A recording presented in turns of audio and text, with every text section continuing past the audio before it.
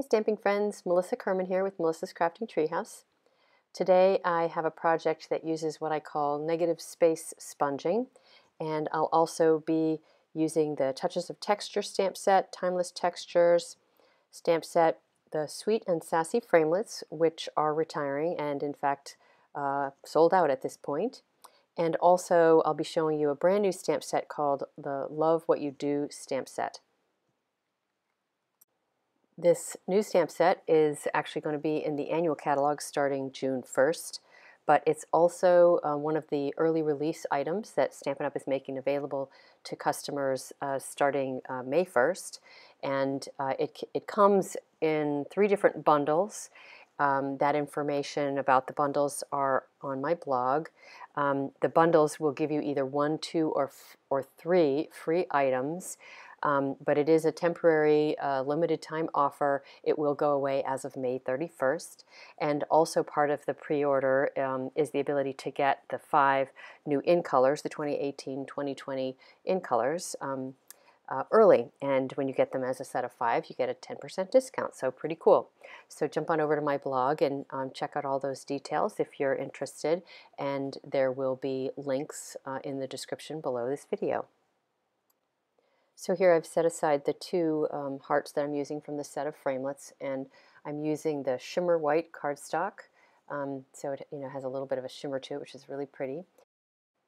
So the roll of paper you see me holding is called Eclipse Art Masking Tape, and it just has a little bit of stickiness on the back side, sort of like Post-it note paper. I'll put the website for that paper in the description of the video below, but it's simply www.eclipsetape.com, and it's really awesome paper for creating masks. So that's what I'm going to do, and I'm putting it on a piece of cardstock just to make it easier to cut out that heart with my Big Shot.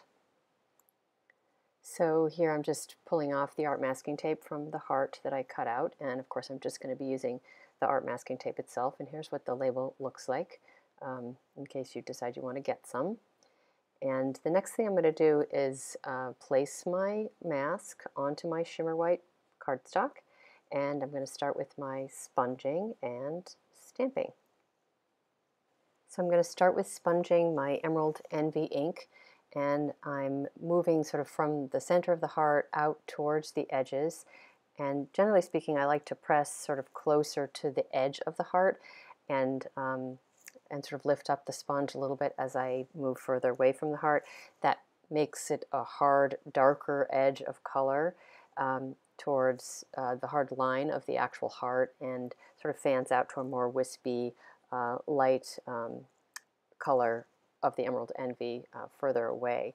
So now I'm coming in with one of my images from one of the other 2 stamp sets.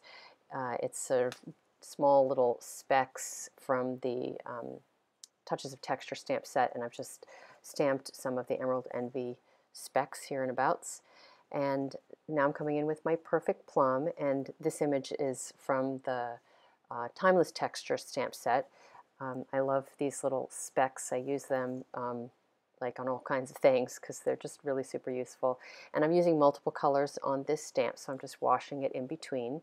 And next I'm going to use the Flirty Flamingo ink to do my little specks.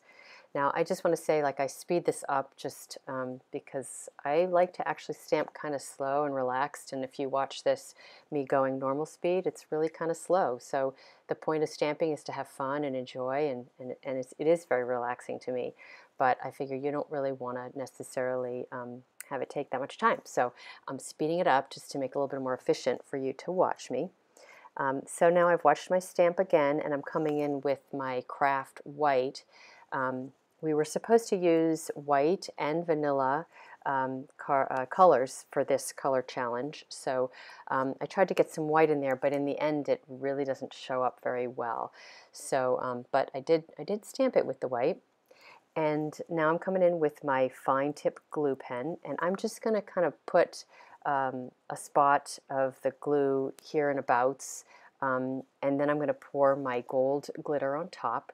I'm trying to just get sort of a little bit of bling in there that's kind of subtle with the same sort of specks speck sort of design as the other images that I've already stamped.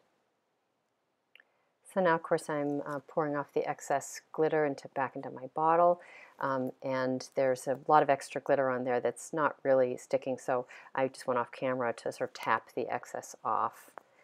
And now the magic begins, because what I'm going to do is remove that mask and see what's left, and this is sort of the super fun part, is the reveal. So check it out. Isn't that pretty? I love this sort of negative space sponging, and I'm envisioning that you could do it with all kinds of other shapes, which would be super fun. So next I am going to stamp my sentiment in Versamark. I just used my embossing buddy, my anti-static, and I'm using the sentiment Love What You Do, which I absolutely adore, and it is from the Love What You Do stamp set. And I truly love what I do, so it means a lot to me. I can see using that sentiment a lot. So I'm embossing with gold embossing powder, and you can see me just dipping it in there and tapping the excess off, and hopefully the anti-static worked and I didn't get any extra specks here and about. And I'm just going to hold that down and go ahead and do my heat embossing. So I am cutting a banner in the end, and as you've probably seen me do before, I just cut up a slit into the center with my paper snips, and then trim up towards that center point. So now I'm going to attach my sponged piece to the Perfect Plum piece of cardstock there, and then to the card base, which is the Emerald Envy. And incidentally, the Perfect Plum is a retiring color, so it will no longer be available as of May 31st, and the same is true with the Emerald Envy. So kind of fun to play with them and sort of say goodbye for the last few weeks that they're around. So here I'm now playing around with what I should use for my heart. Do I want a Perfect Plum heart or a Flirty Flamingo heart? I, of course, have the Flirty Flamingo specks around the edge, and that's one of the colors in the color challenge, but in the end I decided I really liked the Perfect Plum color better. So I did stamp that little heart with an image from the Timeless Textures set. You may be able to see it there, and I did that ahead of time. And here I've just placed out my vellum and the heart just to kind of get the positioning of it.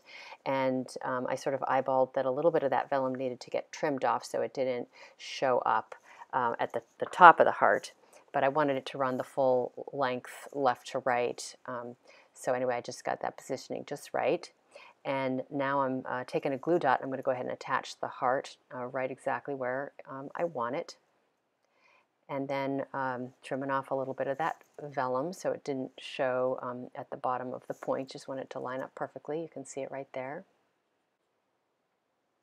So now I'm going to put a little bit of adhesive on the back side of the heart and of the vellum. And this is important that you do this now, because you really need the adhesive to be on there before you do this next step. So I'm taking my gold metallic thread and wrapping it around actually 3 fingers, but I have also done 4 fingers. You can see I'm kind of holding my fingers apart. And I wrapped it around 6 or 8 times, something like that. And it's a little bit precarious, this ribbon, but you can see right there, thread. I twisted it around so it was almost like turns into a figure 8 shape, and this is where you'll understand why it's important to have the adhesive on the back, because I'm holding it, carefully, and it's sort of precarious, and just kind of attaching it to the back of the adhesive that's on the heart. And then I'm going to kind of mess with it a little bit to sort of fan out the loops a bit so that it has kind of the shape that I'm looking for. And it is sort of a random kind of look, so everyone's going to turn out a little bit differently. So now I'm going to come in with my dimensionals, and I'm going to put a bunch of dimensionals on the back, both to raise that up, to pop it up, but also because it will anchor that thread as well. So now I'm just going to go ahead and attach that to the front. Now I would recommend you do one other step before you attach it. I did it in a different order, as you'll see in a minute, but I would put a glue dot on the back of one of the words that's gold embossed, just to hold the vellum down. You can see I'm holding it up and putting it on after the fact. Adhesive will generally show through vellum, so that's why I put it behind the letter, but it probably would have been a little easier to put that glue dot on there before I attached the whole thing. But either way, it's fine. You can see it worked out just fine for me to do it the way I did. And now I'm just attaching it to the card base, and I'm all set. I think that there's nothing left to do. So yay! I hope you like the card, and if you liked it, please give it a thumbs up and share it with friends and subscribe to my YouTube channel. And thanks for spending some time with me today. Happy crafting, everyone. Till next time.